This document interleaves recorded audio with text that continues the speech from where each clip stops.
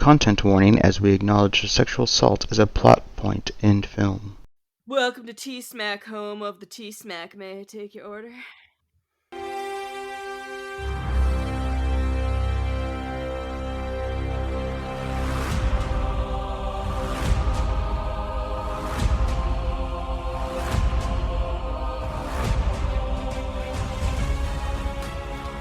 Welcome back, everyone, to another episode of Talking Smack, where we talk superheroes, movies, animation, comics, and much, much more. I am your host, Josh Scar.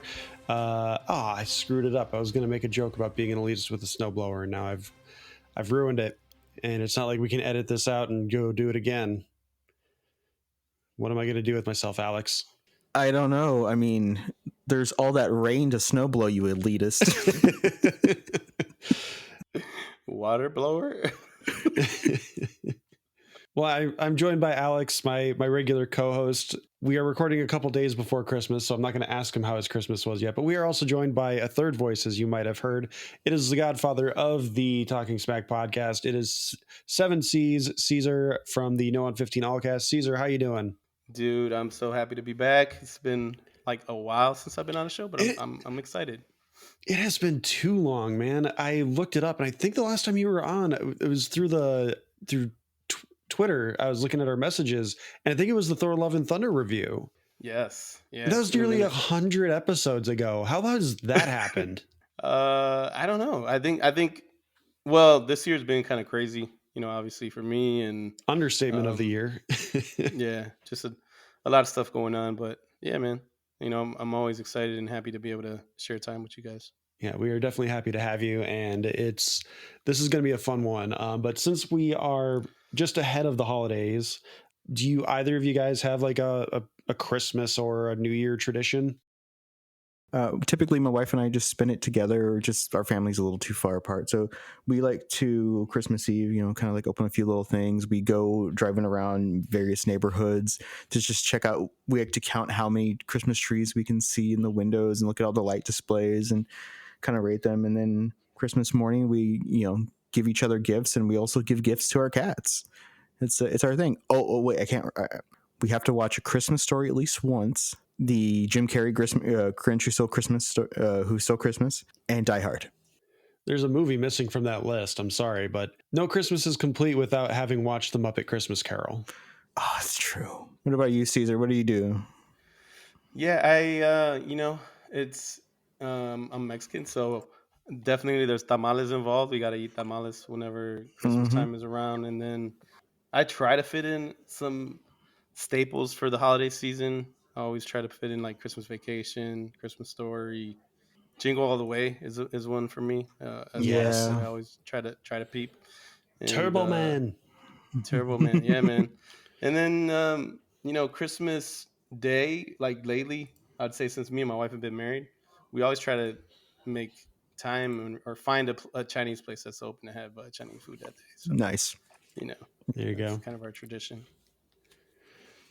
Ricky and I, we don't have any like traditions. Her birthday is also around the Christmas time. So I go more out for that than I do for Christmas, just because I'm very introverted. Like if I could just stay home and not have to go like visit family or anything like that, which my family is all in the area, so I can't do that. But this year we got the gift of COVID. So we are home for the holidays in lockdown. But my holiday traditions are usually just got to watch The Muppet Christmas Carol. And if I can find the time, I will make some Swedish pancakes, because my dad used to make those for us all the time. We are of Norwegian heritage, so my mother-in-law does like to make krumkaka as well. We also do lefse bread for like my wife's side, Ricky's side. They have like a big family gathering for Christmas, usually after the holiday season.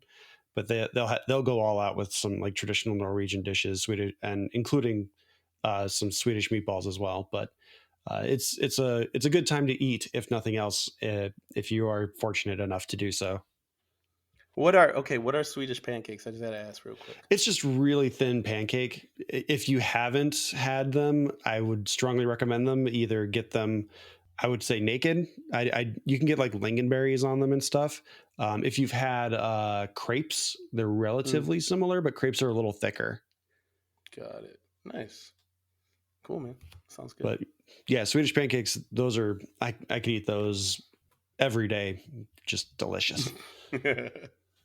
We are here to talk about Rebel Moon from Zack Snyder at King Edgelord himself. But before we do any of that, we are going to hear from some of our favorite work edgelords, J and K over at the Fuck My Work Life podcast. We'll be right back. Working can be such a drag, but it's a necessary evil. What better way to combat the woes of the working world than to commiserate with your fellow man? I'm Jay. And I'm Kay. And we're the hosts of Fuck My Work Life, a comedy podcast where we share people's stories from the workplace. Whether they're funny, weird, scary, or just plain messed up, they're always entertaining and may leave you thinking you don't have it so bad after all. Available on all major podcast platforms. Give us a listen. Your sanity may just depend on it. It's true. I mean, sometimes a coworker calls you an elitist for having a snowblower, and you just got to punch someone. So, I mean, that's what J and K are there for. Nice. Yeah, they have a dope show. So, Alex, I think I'm going to let you take the lead on this one because I know this is probably your most anticipated episode of the podcast. Oh, yeah. Especially with it being the last one of the year, which thanks to everyone so much for listening throughout the year. And I hope you had a happy holiday season, and I hope you have a happy new year, which I'll reiterate again before we go. But Alex, feel free to take the reins on this. All right, so this is the newest offering from legendary director Zack Snyder. Edgelord 19 years director. ago, 19 years ago, Allegedly. he gifted us one of the best remakes of all time, Dawn of the Dead, that started his relationship with, I would say, the co-lead of the Edgelords, James Gunn. A remake of course, George A. Romero's probably best movie, Dawn of the Dead, which in the 70s was a kind of a remark upon capitalism, whereas this one was more of a remark on maybe a failed state of America. A few years later, he gave us 300, which gave us all the memes, which is when he first took over as a writer-director. He then gifted us Watchmen, which I will say Watchmen was ahead of its time. I think in retrospect, Watchmen may possibly be his best film, but we'll have to digest that a little bit more as we review superhero fatigue going into the next few years. He really stepped out of his comfort zone the next year with Legend of the Guardians, the Owls of Ga'Hoole, a CGI kids film, before shifting to possibly misunderstood Sucker Punch. No, it's just bad. About girls in an insane asylum. He just wanted to make a live action anime and no one would let him. So he just decided to make a really weird, sexy live action anime that was about girls getting lobotomized in an insane asylum while also being, among his trademarks, sexually assaulted. And then he took over the DC with Man of Steel, which I will say does not, as far as we're aware, does not have sexual assault, but it is an assault in the senses. I mean, depending on your definition with Krypton, I mean, Cal being the first natural born Kryptonian in forever, like they could have considered that sexual assault. Oh my God. I'm stretching for that one. Yeah. My favorite thing about Man of Steel was saw it in the movie theaters with my best friend, and she was just like, okay, that was a lot. And then I watched it at home with my wife months later. And I remember her getting up from the couch, leaving for a little while, coming back and saying, oh my God, are they still punching each other through the city? And I was like, yeah, this is like 45 minutes, isn't it? Which then led to him doing Batman v Superman, Dawn of Justice, which was famously called by the co-writer of that script, David S. Goyer, about 10 years before that came out. He said, if we do Batman versus Superman, we've officially run out of ideas. That's an actual quote he said. It was the compromise because he wanted to make The Dark Knight Returns. Yep. Which then leads us to 2017's Justice League, which he stepped away from because of some tragedies in his family. Mm-hmm. And then we got his director's cut in 2021, along with Army of the Dead, the first of his Netflix films, which according to Netflix was a huge hit. And now we have Rebel Moon. Because Netflix would never lie. Netflix, of course not. Netflix doesn't lie. They just want us to pay for people, sharing passwords. You forgot one important detail with Rebel Moon is he pitched it to Star Wars. He's like, let's go do Seven Samurai in the Star Wars universe. It can be its own little corner of the universe, but it'll be a Star Wars thing. And Disney went, no. Well, Disney went no because he said it must be rated R. That was one of his conditions. Yeah. Oh my God, you're not getting yourself on a great foot here with going into this conversation. I'm building the story, Josh.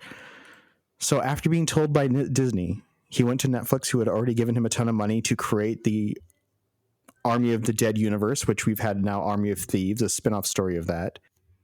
Isn't that an animated prequel? No, that is actually a live-action prequel.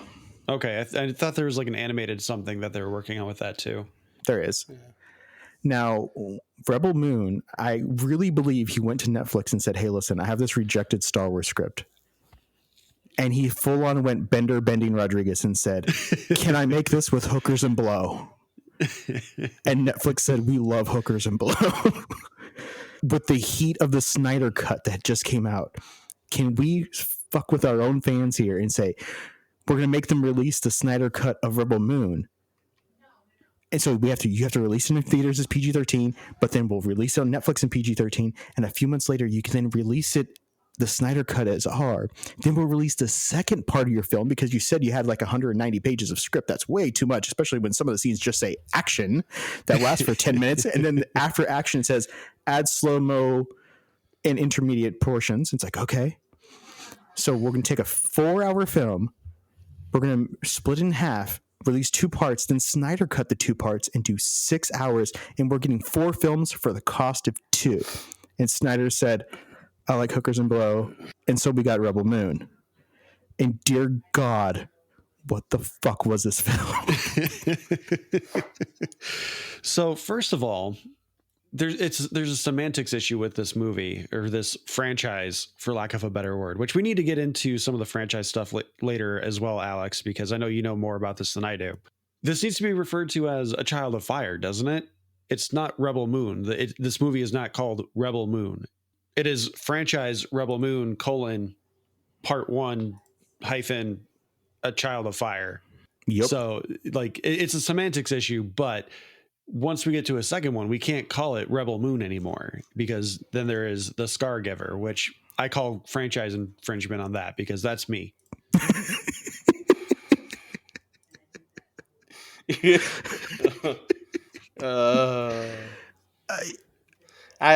know what? I got to say something quick. So just really like, this is the first thing I'll say without getting into the good or the bad. Rebel Moon to me is what if. I'm sorry, Cesar. What? Can you hear me? I'm teasing you with my semantics. We're not calling it Rebel Moon. What is it called? Okay, that's what I'm saying.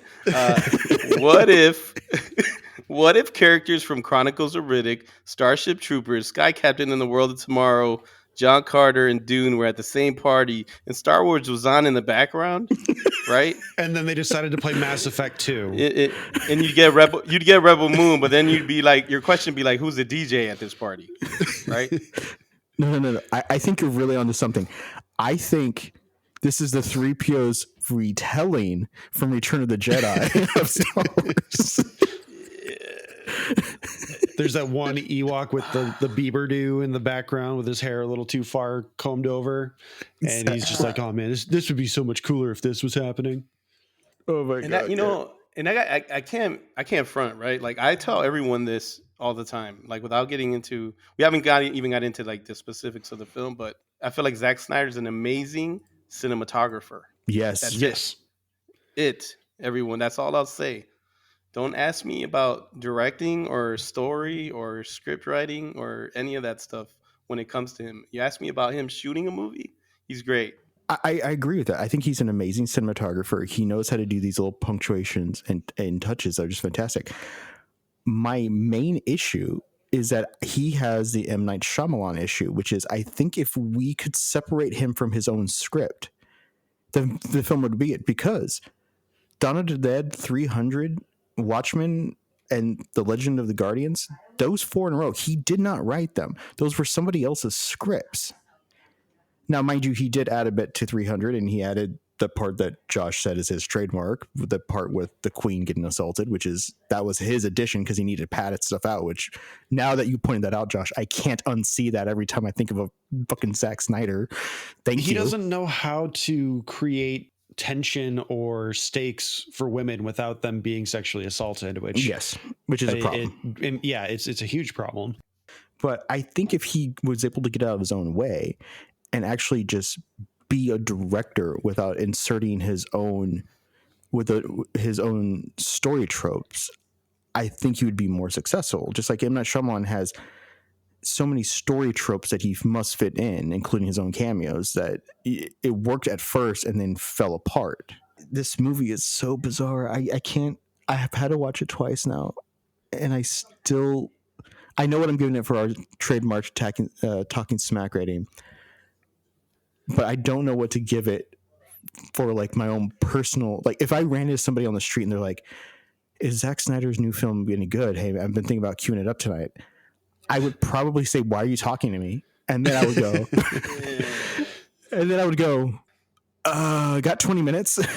Here's how I would pose this question, because this is what I've been dealing with since watching it. Is this enough to make you go, I want to see what the extended version gives me? I'm almost like, is this enough to make you want to see another part of this? That too. Like, is there enough? Let me just say real quick what I think was the good, and because I got it way more. It's definitely outweighed one side than the other. So I'll say it's got good actors and it's got some solid actors, like we mentioned. Like I think cinematography is gorgeous because he's great at that. The characters are interesting enough to keep looking at, and the worlds and the creatures look cool, kind of like Neil Blomkamp-ish, level cool. If you've seen some of his films, the score is pretty grandiose and the narration is cool. That's what I got for good. That's it. I'm not getting into like specifics of story, character development. Those things I think are really important, and I think those things are very scarce. Like and I understand it's a trilogy, right? There's more to come, and I guess I can only judge from what I've seen so far. Well, right. I think that's part of the problem here is, and I will argue that I think the cast it's really well cast. It's full of people who are like, oh, I know that person. Where do I know that person from? But those are the same people. I joked with Alex earlier. It's filled with people that you completely forget they exist the minute they're not on camera. I think the only person that I know offhand the name of from like the main cast is Charlie Hunnam. Even his character has like no arc and no depth to him. And the moment they give him depth, they immediately undermine it. They needed to put that scene earlier, after like they had done the second recruitment mission, not after the fourth. And my quick synopsis soundbite of this movie is Zack Snyder went, to be fair, I have never seen Seven Samurai. I apologize to all the movie buffs out there. To me, what this looked like was Zack Snyder went, yeah, Star Wars, but also Mass Effect without the suicide mission at the end. So the basic premise of this entire film is either Seven Samurai, Magnificent 12, Unforgiven, basically the Clint Eastwood's last Western. It is the semi-retired hero must put together back their band because they're going to do this one more time kind of thing. And I mean, it's a story trope for a reason. It works. There's so many films you can say that is what it is, but there's a reason why Star Wars took so many cues from those kind of films, and the reason why they remake those films over and over. The meat of the story is a brief travelogue of putting together this ragtag group. I will say in this film's defense is that of the numerous films we've gotten this year, which end on a cliffhanger because a part 2 is coming, I think this one actually works because we did have a satisfying ending. There was a resolution. The problem is that resolution then had 4 more scenes. Yes. Because from my notes, what I have was, let me see. da da da da. Oh, this is actually a good spot to die on. A good spot to end. Okay, so there's another shot. Why does this robot have horns? Oh wait, there's more. Oh, we're remaking Demolition Man. Oh, there's the end shot. Don't you blaspheme Demolition Man ever again. So there is resolution. I am curious as to what the second part of this is, because as Cesar said, this is supposed to be a trilogy, which I'm now starting to wonder, is this a trilogy in 4 parts? Because this is part 1 and 2, but this was a single script. Is it is like we're getting one more film after Scargiver, or are we getting 2 films split up after Scargiver, or is this a trilogy in actually 6 parts? Alex, if you have to ask those questions, you are clearly not smart enough to watch a Zack Snyder film. That is very true. I apologize to all the Zack Snyder fans. I understand if we're not a fan, we cannot judge this film, even though I have defended him numerous times on this podcast. Like, it kind of, well, I just piggybacking on what Scar said a little bit ago. Like, I know I said some of the good was the actors are solid, some of the bad to me is the actors are good and solid, but none of them stand out truly. They don't. Like you said, like once they're gone, they never feel like they are in the character. Like there's a scene when they're recruiting Jaimin Hinsu and his character, which we're going full spoilers. I didn't say that up top, but we're going full spoilers here. In the scene where they recruit Jaimin Hinsu, which I don't know if it's appropriately that it's at a gladiator arena. Like that feels really like, hey, you guys know him from Gladiator. He's at a gladiator pit. Yeah. This is where we're recruiting him. He's just like in a room on his own. Like he's not a gladiator. It seems like it's like he's just a drunk in the area and he just happens to be by the gladiator pit. I don't know. They don't bother telling us these things and it's not necessary. But at the same time, it's like, you're telling me he's at the gladiator pit. Why is he at the gladiator pit? Why is he drunk? And it's like someone was there in the room, like saying, "Hey, wouldn't it be cool to like get him from like a gladiator stadium?" Yeah. Okay. To be fair, they said they had to go on a brief quest to find out where he was, and they did say that he went to this place and he killed anyone who went to go find him. Now, why that involves waking him up with him not killing them and then a power washing scene where they literally like blow the caked layers of dirt off of him while he talks about wanting to die, I don't understand that part. No, but like speaking of the acting and like how no one stands out, because like it feels like everyone is just reciting the lines. Like they have a good understanding of like the base layer of their character, but they're just speaking lines. They never sound like they are in character. And Jaimin, there's in that scene where they're recruiting him and Cora like does this thing where she like takes off her hood and her cloak and she just like gets down like he's supposed to recognize her. And then he doesn't recognize her and they just have a conversation and she's just like, get up and die one more time. And he's like, okay. But it's like, it's Jaimin Hinsu. The man was robbed of an Oscar and miscategorized for an Oscar because racism in the Academy. But like this dude has been acting for forever and he's been in everything. And in this one scene, like I think this is a pretty well acted scene. I don't think that the acting is a huge downside, but in this one scene, it really feels like you're watching Shakespeare in the Park. Like it just does not quite feel right. It feels more like a stage performance and they're reciting their lines in a completely different way. Yeah, I agree. I think a lot of the dialogue, and to me in general, just feels like some of the interactions between the characters is very robotic. It's just like you speaking lines, you're going through the motions. The dialogue serves a purpose. It's to progress them to the next mission in the recruitment mission. It's not serving any other purpose other than quick backstory, motivation to get you to join the team, quick action scene to join the team. We're now on the team. Like that's wash, rinse, repeat like 5 times. So just to start off the film, it does this Anthony Hopkins basically story of a good-ish. And I'm sorry for interrupting. Yes, I where you're going with this, it went all over my head. If you're going to do this with an opening narration, Yeah. You need to do something visually interesting and not Yes. do an opening crawl without the crawl. Exactly. Yes. I needed the subtitles. No, okay, so this is honestly my first thought. So here is actually my first thought of it. Fucking hell, is this the Grinch Who Stole Christmas narration immediately? And it was Anthony Hopkins. Good pull. Good pull. Was Anthony Hopkins, and it was zooming in kind of like on the snowflake, and actually all of Whoville's inside of a snowflake, and it's adorable.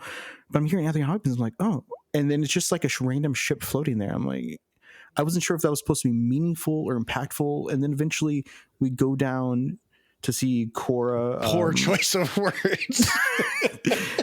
Camera floats down to the planet. No, I'm sorry, because Yeah. you're skipping a very important part. They come from the mother world, and Oh, what do yes. they come out of when they travel through?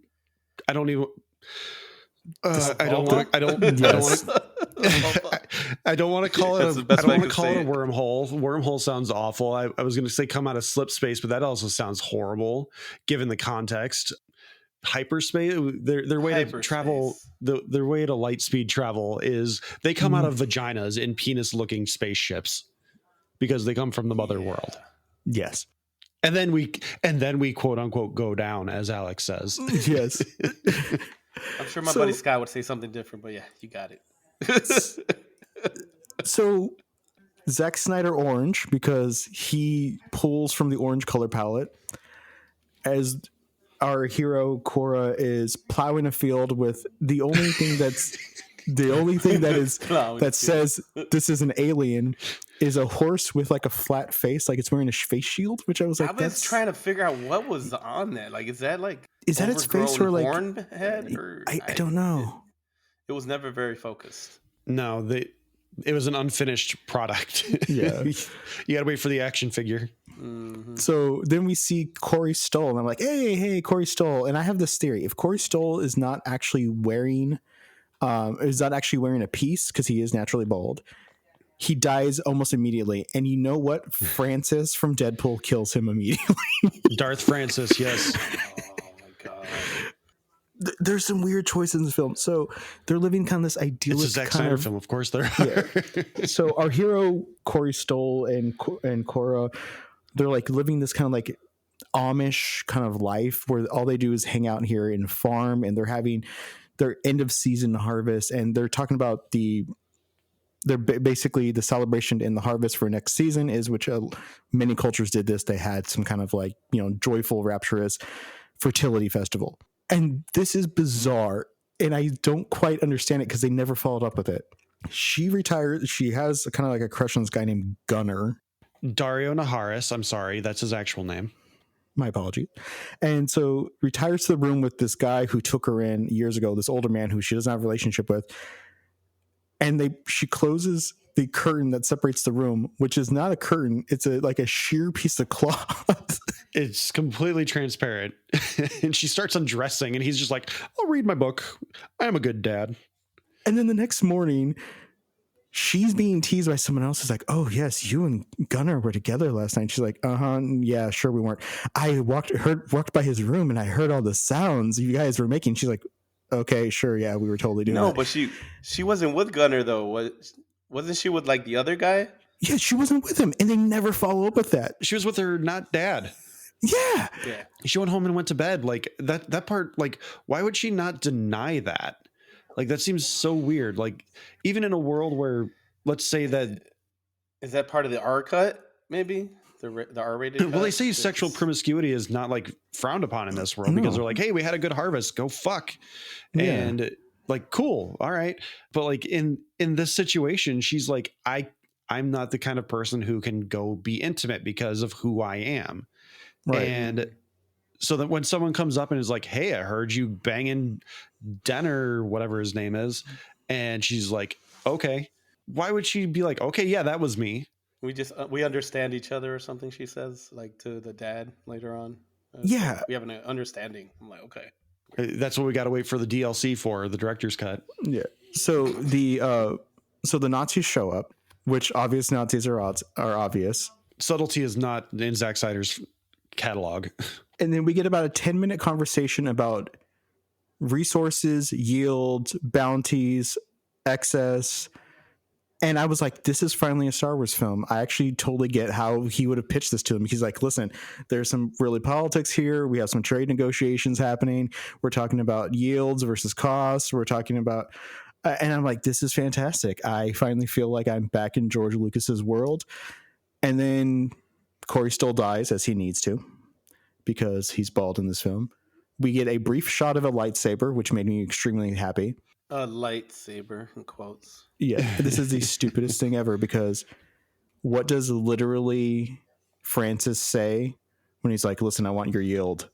Well, they ask him, like, what do you want? And he's like, I want everything. I'm like, of course, because there's no subtlety. There's absolutely no nuance to the bad guys. There's no understanding that, yes, you can be, I am not for oppression, but I'm just saying, like, you can oppress people without killing them. Instead, you want 10 of their 12 shares for the harvest, and which they literally say, we're going to die if we give you this, because we eat 10, you want us to eat 2. And I'm like, this is obvious Nazis are Nazis. No, that's like, yeah, Ed Skrein's villain, Noble. I mean, he's okay for all intents and purposes, but I don't think he carries, as an actor, even in Deadpool, I just don't think he carries enough weight for what they would need. And I think that character to be. I feel like a more seasoned actor might have been better in that role, but that's what they did. That's what they went with. But imagine if it was Neil Patrick Harris from Starship Troopers coming and asking for that. Oh my God, he's wearing the exact outfit. That's what I'm telling you. It's like it's the same outfit. He's so close to hitting that satire marker, but he takes himself too seriously. Yes. Yeah, exactly. He wants it to be more serious than it's capable of being, based on like the way the story works. His goons, like, when they show up too, the minute they show up, they see a youngish girl and they're like, I'm gonna her later. Like, pretty much straight up. That is pretty much the dialogue. Yeah. So I have 2 quick notes about the actors in those scenes. One is, I thought that guy was Michael Shannon for a while. General Zod. I did too, bro. Split second. He clearly got cast as a Michael Shannon-like. But of course, because Francis is a dick, and he leaves behind his regiment to make sure all the crops are taken and all that crap. Then we have the bad guys, of course, with him must be complete dicks. They start shooting the defenseless robot, and he's like, hey, the robots don't fight back. Let me show you. Shoot. Damage the Anthony Hopkins robot. I'm like, what is your problem? But then we actually get a scene I like. The robot and the poor, young, innocent woman talk with the robot, and we get a backstory about what the robots are, that they're like this mechanical race that is defending the king defends the king and queen, and now that the king, the royal family's been slaughtered, they're like purposeless. They are travel about. Way better movie, by the way. Just focus on the robots. Yeah, exactly. Way better movie. And she makes him like this little laurel that he puts on his head. And he has these like alternate lights that pop up underneath the face that start shining. I'm like, it's almost like he's blushing, or like he's emoting, and it's really powerful. Like, it's good stuff. That's like Neil Blomkamp movies. I'm telling you, man. That's why I mentioned, like, to Caesar's point. Give me Jimmy's story, voiced wonderfully by Anthony Hopkins, and like the mocap for that is fantastic. Like, the design works. And the mocap looks good. It's not in the uncanny valley. No, it's fantastic. Then, of course, what sparks the journey, which, I mean, we can skip over most of that journey because it is literally just getting the band back together. So there's one thing I have to get into real quick, because when they start the journey, they have to get to a bar. They have to get to a cantina because they have to do a cantina scene. Mm-hmm. And they have to find an informant who's going to take them to the rebellion. Right. And I'm crediting here the Templin Institute on Twitter. It's templin.edu, I believe, is their Twitter handle. They tweeted out, it's a 3-part tweet. My favorite nonsensical part of Rebel Moon, Child of Fire, is when the bounty hunters capture the one person that the heroes need to talk to. And instead of murdering the bounty hunters to save the guy, which is how every other problem is solved, they give up and just head into the bar. Yup. They specifically identify the bounty hunters are working for the Imperium. They need to talk to this guy because he knows where the resistance is. Later, they're completely blindsided when the guy captured by the bounty hunters tells the Imperium where the resistance is. Every problem before this and every problem after is solved through murder. Random fights break out constantly, but the only time in which violence actually aligns with the goals is they are suddenly out of all their ideas. Like, I get that the movie needs to happen, and that's their reason for it, but like, there's two guys in a weird scorpion robot walking the informant away. Cora isn't skilled enough after having taken out 5 of 9 Nazis on her own, hand-to-hand combat with like 3 of them. She can't take out 2 bounty hunters and a scorpion robot. That I just have to interject real quick, and that's one of my bads of this movie is there's just a lot of items that aren't explained. Like technology, like some of the characters, mythology. I guess we're expected to, I guess, as sci-fi fans, to just kind of put 2 and 2 together and figure it out. And I know we'll get some of those answers, obviously, as the story progresses. Again, taking into account that there's more parts of this coming, but I feel like that's kind of like a big glaring hole with this film. Yeah, but to be fair to it though, most of Star Wars, they don't explain their technology or anything like that. It's just there's a robot shows up, that thing's going to torture you. Lightsabers. Yeah. They do show don't tell really well though, because like Yes. you see the one robot and then he drops some hot irons on another robot's feet, and you're like, okay, he's torturing him, which is weird because how does a robot have feelings? But I mean, they can have emotions. But I mean, like when they walk into the bar, they don't, the cantina scene in A New Hope, they don't explain who all the creatures are or anything other than, Chewbacca, he's a Wookiee, blah, blah, blah. I actually liked, for the most part, the bar scene because I found the creatures within there interesting. Like the bartender has like wax candles for like palindromes on his shoulders that are like melting or something like that. That's a really interesting design of like what that there. And I really love that. I think it's, in my opinion, it's a mind devourer from D&D, that brain creature that had that person's like grapple to speak to them and give them this information. As soon as the fight breaks out, he releases it and runs because he's a little brain. I thought that was great. There were wonderful little world building details that I was like, this is a world that seems to be organic, that seems to have things that work. The problem is all I could think about was, cool, we're in the cantina. Okay, King Arthur. That's our Han Solo. And of course, he has a cool looking boat. Well, sorry, it's a ship. It obviously looks like some kind of brigadoon from like 17th century. And it's a hunk of junk. Of course it is. Like heavy hauler kind of ship as well. So like, oh yeah, it's their version of the Millennium Falcon, just not as iconic looking. Exactly. But he's Han Solo without the dog, by the way, or the Chewbacca. So I just think it's very busy. You know what I mean? Yeah, it's incredibly busy. There's a lot going on, and like obviously we are a little bit more cinephiles, and like your average viewer, I think, might be confused just because there's so much happening like in a shot. Like even if we go back a little bit further, when Noble's character first gets to the village and you see like there's these, for lack of a better word, Imperial Guard around him, like Star Wars style, wearing red, with masks on, and you're just like, okay, who are these characters? All these things kind of put together, and then they just all kind of converge in a scene. And I think the average viewer might be a little confused by that. Like we can kind of figure it out and understand what it is, but I completely agree with you.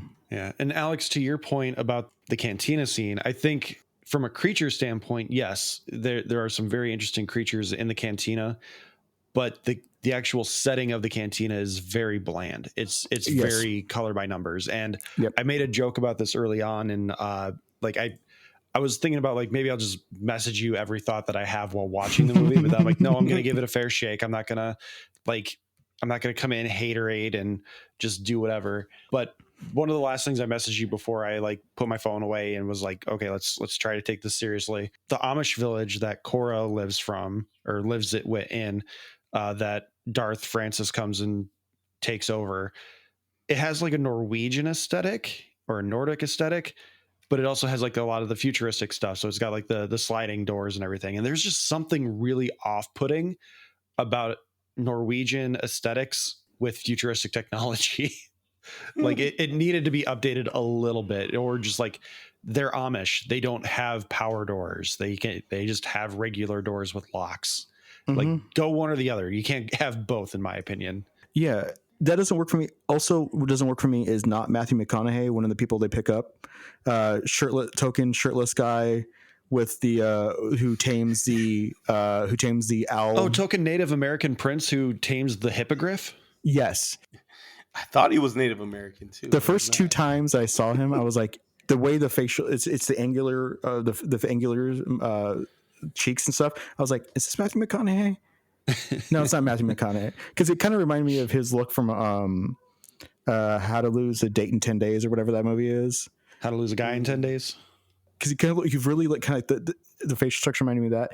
So then we got our Avatar moment there, and I'm like, this is just not working for me, because this guy he's chained to work there for like 300,000 space credits or whatever it is.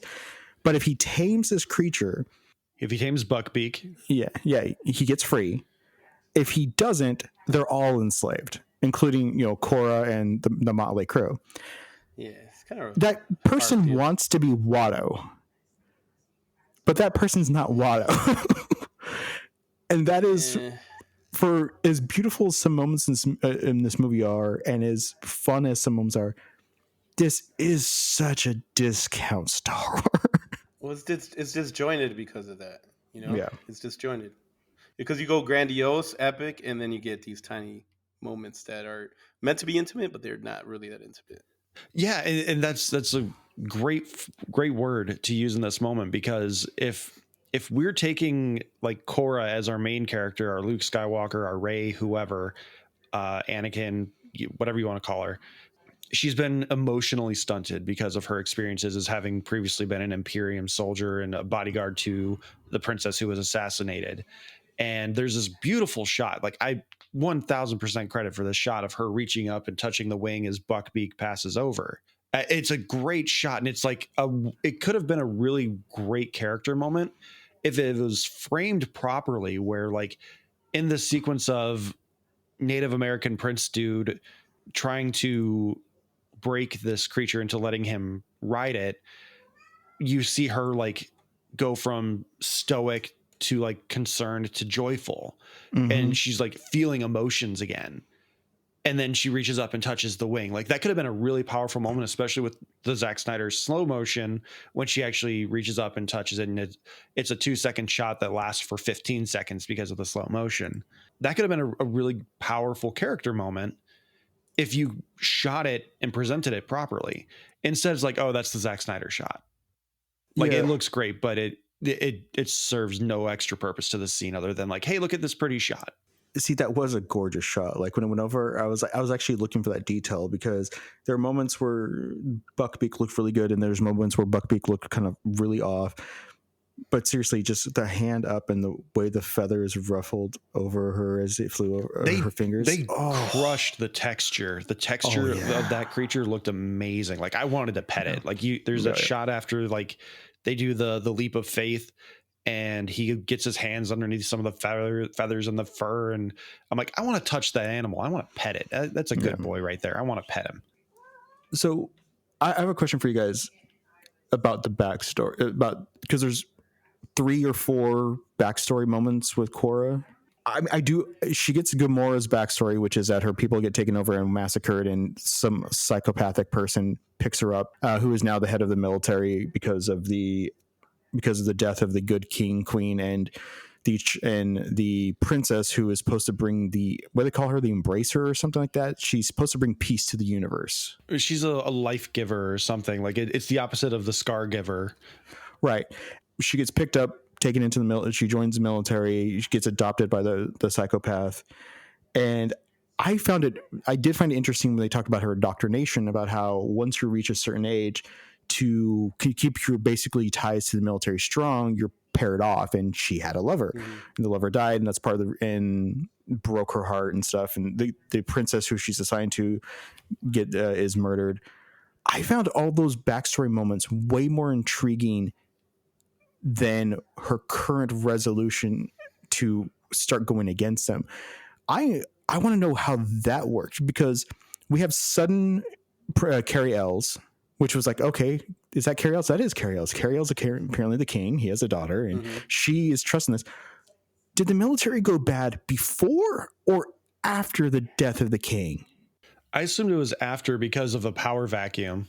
Oh, yeah, but she is shown slaughtering a ton of people. And she was like, as I was rising through the ranks, and eventually they gave me the command of my own army, and I'm murdering all these people. And then I swear she said I murdered all the people, and then I became the princess's protector. Better movie. Again. Good backstory. Yeah, I to be fair, we tease this a little bit, but like the backstory is not Zack Snyder's at all. This like bare bones story that we got of assembling a team to take out a segment of this empire just because they invaded someone's adopted home world is the story that Zack Snyder had.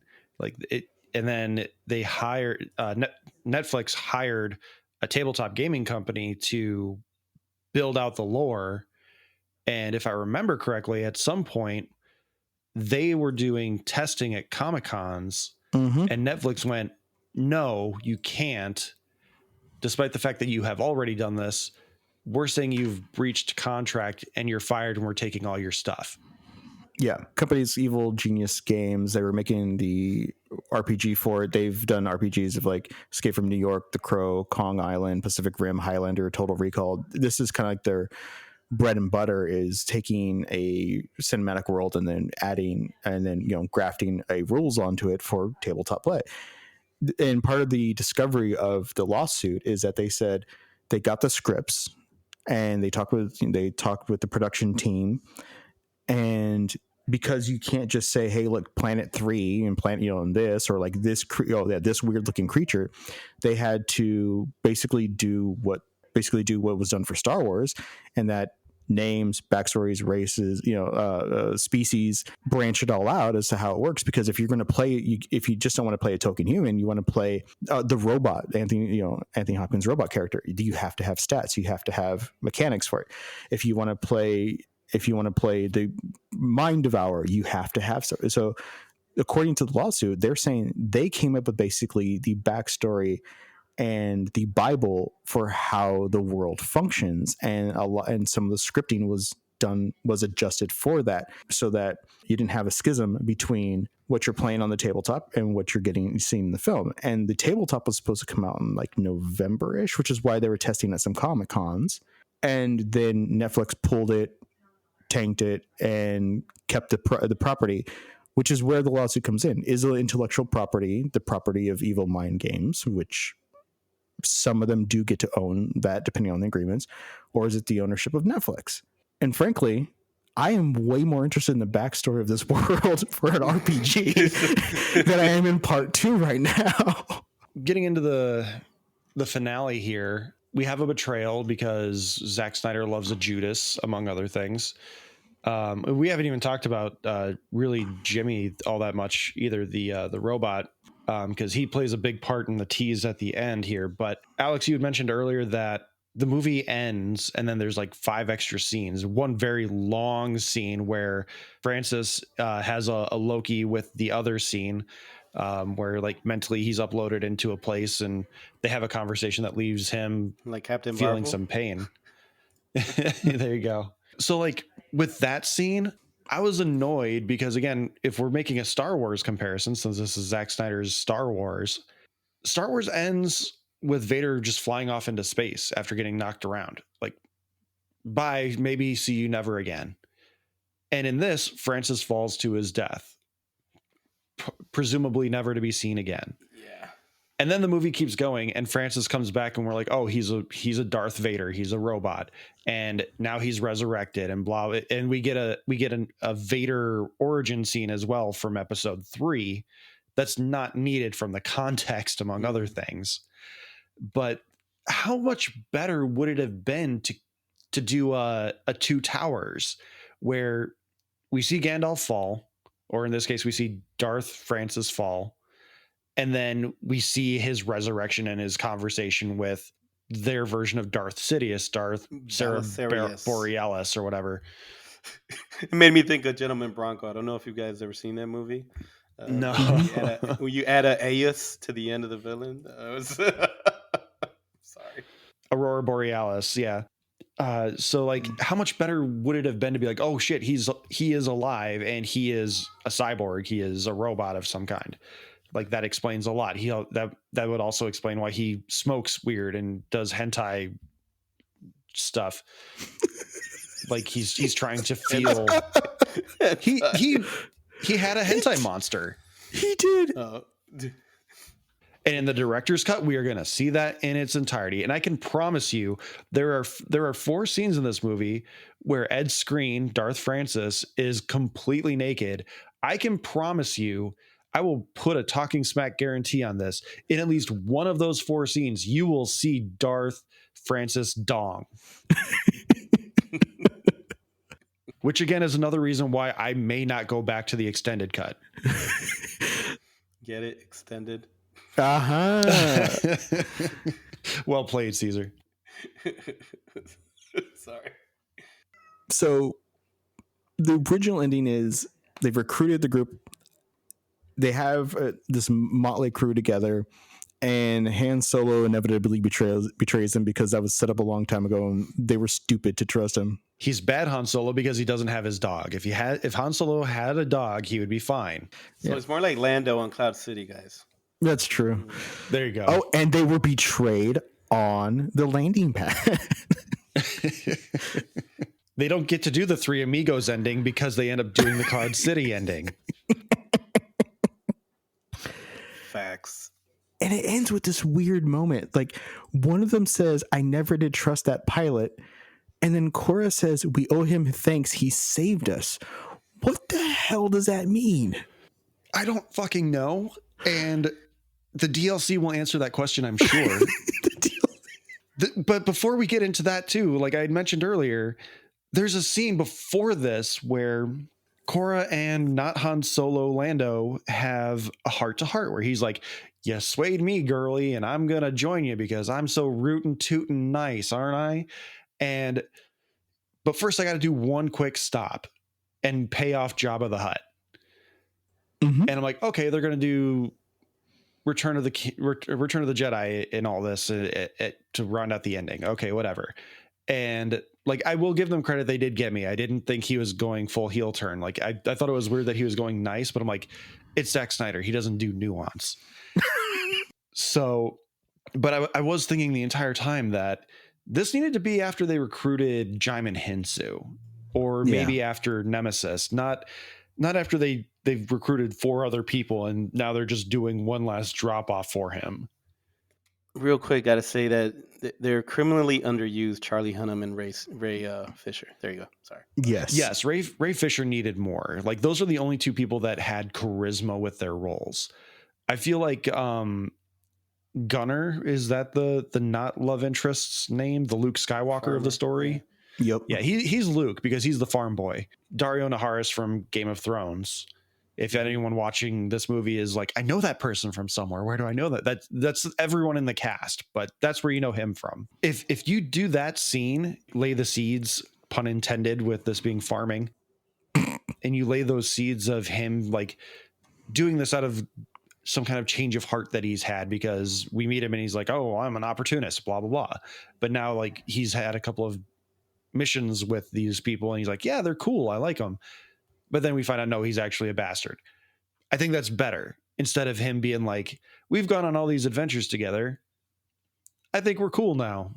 Can we go do this one real quick thing because now I'm changing the subject and I'm not being suspicious at all? So that ending was something. And then we get them like riding the not horses back to the original village of like, okay, we're going to do our stand here. And that would have been a great ending. We have Antler Jimmy the robot who stands up in the middle of a cornfield. Did anyone else find Reindeer Jimmy really funny? Yes. Like I saw him creep up and my brain just went, I want the Peter Griffin giggle right here. It's very awkward. I'm a reindeer. Like, it's so like weird. It's weird. like it's supposed to be It's weird. foreboding, and like what happened to this guy that he's now hunting animals, because his whole thing is that he doesn't battle or kill anymore because reasons. And now he's killed because he was protecting that girl from getting and like good Jimmy, better movie Jimmy. Is it? Yeah, I don't know, man. It's very weird because it's almost like, is it supposed to be a crown?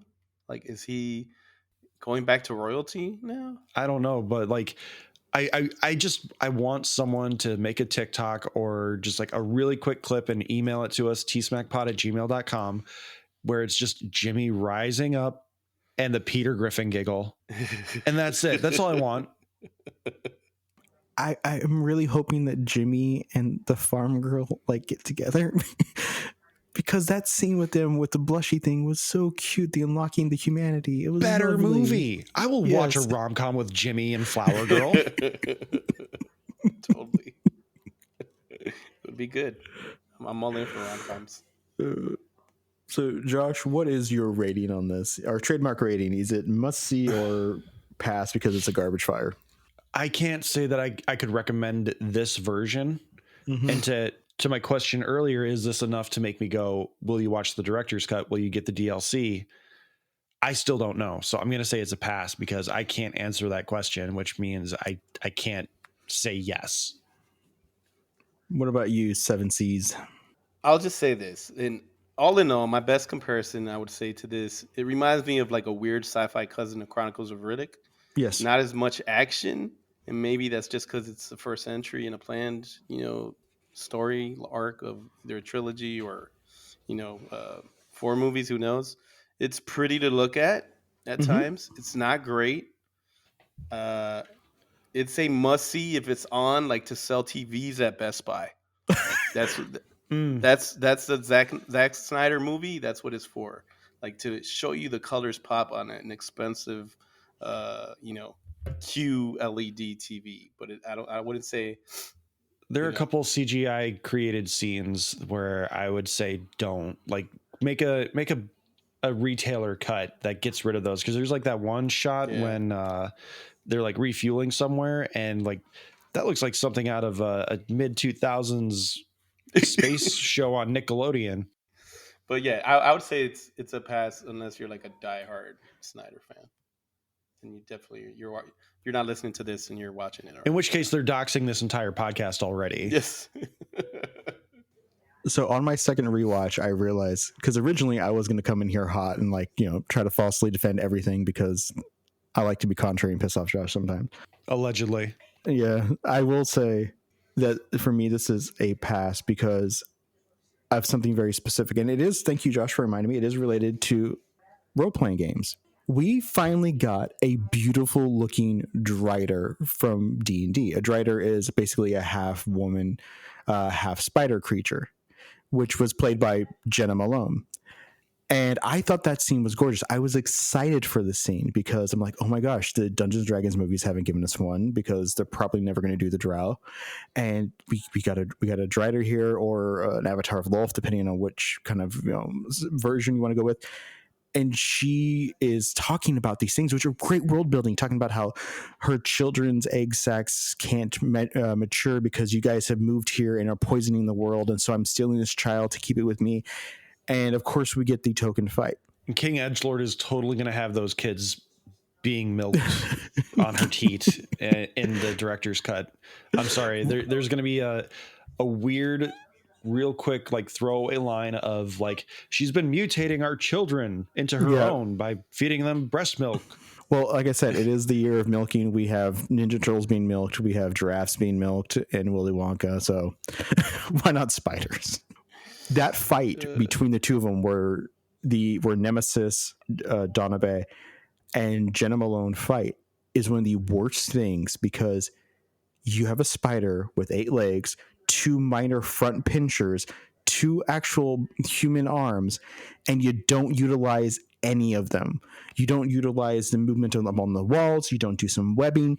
You just let your legs be chopped off over and over. You pick up Nemesis by her throat, dangling in front of you with a spear in one hand. You don't actually utilize like the lower pinchers to like maybe grab the legs, inject some poison, like hold her like rack style so she can't move. You don't utilize the functions, which is annoying because if you actually look at D&D rules for how to run a Drider, they have their attacks, they have their leg attacks, they have spit, they have webbing, they have spell attacks, they have throw attacks, they have things that actually utilize the form and function of what it is to be half spider, half person. But they don't have a psychiatrist to deal with their sadness. they just have the legs get cut and then laser sorted, and I'm like, and that is why I'm sad, Josh, and that is why it's a pass. Because if you give me a damn Drider by literally just ripping it off from Star Wars, and you give me a sorrowful backstory about how its egg sacs are being corrupted by humanity, and then you murder the spider, how dare you? Yeah, making Jenna Malone a weirdly sexy spider creature was a choice. Like, I don't know. Oh no, that's just straight from D&D. The drow are sexy. Okay, I mean, it's not for me, but I'm not going to king shame anyone. I do kind of like that they did take the Star Wars trope of it's a creature, it must die kind of thing, where if it's any kind of creature that's somewhat aggressive, it will be killed by someone. And in this one, they made it a little sentient and was like, I'm only trying to defend my home. I'm trying to, have kids and be happy. You guys are the ones poisoning my planet. But yeah, I'm the bad guy here. Now I'm dead. And like, I like that Nemesis was at least sad. And while people were cheering that she saved the child, she's like, this is nothing to celebrate. I like that. She has remorse for her actions. She understands that there is a ripple effect to what's happening, but she's doing it because she has some kind of moral compass, and still the creature must die. I can only say I agree. It was good world building that ultimately didn't really lead to anywhere, but at least the laser swords look cool. Yeah, and I feel like if this movie just was a movie, it wasn't trying to set up a franchise, it wasn't going like, here's the next part, I think it would have been a lot better.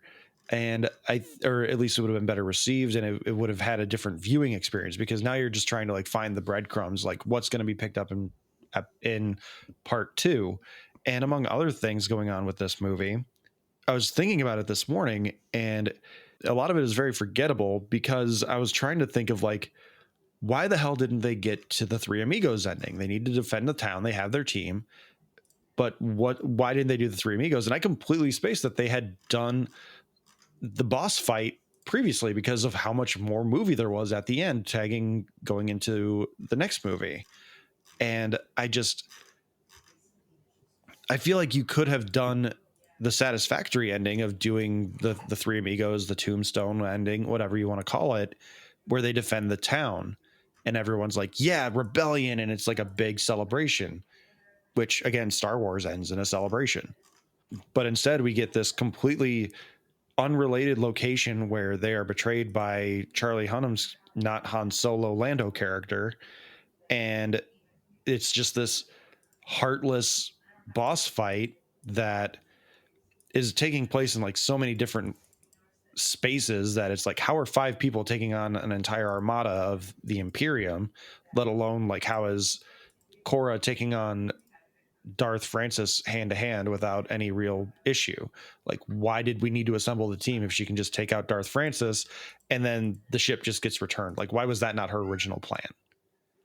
Like, there's a lot of little things that poke holes in the story that make it not as enjoyable, because they're too busy world building and setting seeds up for the next thing. Yeah. Which the princess is 100% still alive. Oh, I can promise yes. you that. They showed her with force healing powers. She's alive. Yeah, I agree. No, I think all that is like very like spot on. It's just there's a lot of holes, and there's a lot of preoccupation with building worlds, like you just said. It's like more of a focus than what's actually taking place in front of you.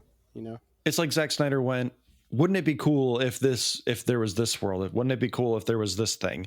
What can we do to create an environment around that within a reasonable budget? Because like a lot of this is shot on like, a lot of the planet stuff is shot on real locations, but it all looks the same too. Like, yeah, there's not a water world. There's not this, there's not a Tatooine or anything like that.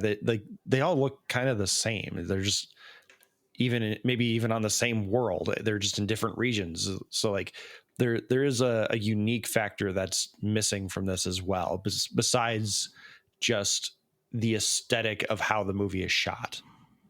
Right. But with that, I think it's time to wrap up. My throat's starting to go.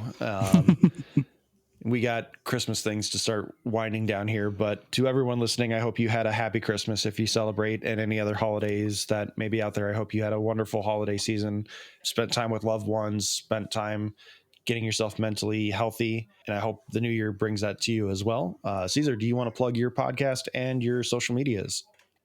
Sure, man. I am Seven Seas from the Noah 15 Allcast. You can find us across all social medias. X, formerly known as Twitter, TikTok, Instagram, all that good stuff. Find us wherever you listen to your pods. And yeah, we're almost wrapping up too. We got like one episode left, I think, in our season. And it'll be the season finale. And then we'll be back with season 5 next year. And that's it, man. Alex, plug our Discord. We have a Discord. It's tsmackpod@gmail.com, or you can click the link below. Please join us for any conversation we'd like to have. And if you are a Zack Snyder fanboy and believe we got it completely wrong, please join and just completely destroy us with all your nuanced arguments about how we don't understand. A lot of people liked it. I just don't know why. Hey, bots are people too, man. Just look at Jimmy. Facts. You can follow us on all the social media platforms at Talking Smack Pod on Blue Sky, Instagram, Threads, Hive Social, Post News, Facebook, YouTube, TikTok, and of course Lonnie's website, the aforementioned Twitter. You can email us your thoughts, questions, reviews, comments, concerns, your hate, your threats to dox us if you are a Snyder cultist at tsmackpod@gmail.com. Thank you to Leo Allen for our musical themes and Beppo for our original avatars, Retro Ale Studios for our Ricky avatar. Please like, subscribe, rate, review on your podcatcher of choice. And most importantly, thank you again, everyone, for listening. Have a happy new year. We will see you in 2024. Cesar, thank you again. Alex, have a happy Christmas. Cesar, you have a happy Christmas too. I'm not gonna. You too, man. Merry Christmas, guys. And, Merry Christmas. Happy New Year. And Oh, yeah. all that good stuff. Happy New Year. And Cesar, do you want to send us out with a watch Star Trek? Watch Star Trek.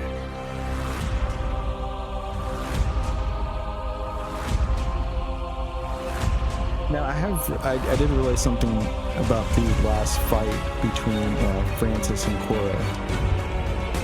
That's GoldenEye. I had that same thought. I had the same thought. He's dead. He's not.